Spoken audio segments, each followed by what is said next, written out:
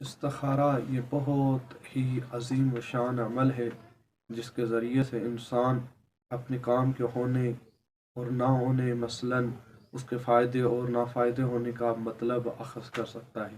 یہ ائمہ اہل بیت علیہم السلام کی احادیث میں ملتا ہے، اور امام جعفر صادق علیہ السلام اس کا مختصر سا طریقہ اس طرح بیان کرتے ہیں کہ آپ باوضو ہو کے روح قبلہ بیٹھ جائیں، اس کے بعد ایک مرتبہ درود شریف پڑھیں اور ایک مرتبہ سورہ اخلاص، اس کے بعد 3 مرتبہ سورہ توحید پڑھیں، اس کے بعد 15 مرتبہ سورہ اخلاص پڑھیں، اس کے بعد آپ تسبیح کے کچھ مڑکے اخذ کریں، اس کے بعد ایک ایک دانے پہ پڑھتے جائیں۔ پہلے پڑھیں الحمدللہ، پھر پڑھیں سبحان اللہ، اس کے بعد پڑھیں لا الہ الا اللہ۔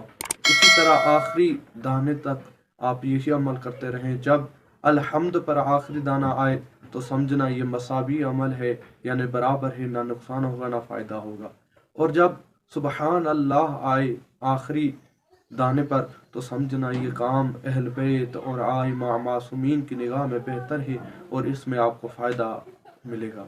اور جب آپ دیکھیں کہ جب لا الہ الا اللہ آخر میں آئے تو سمجھنا یہ کام فائدہ مند نہیں ہے اور اس کو ترک کر لینا۔ یہ اہل بیت علیہ السلام کے وظائف اور اہل بیت علیہ السلام کے فرامین میں سے اخذ کیا گیا ہے، جس کا بہت عظیم فائدہ ہے۔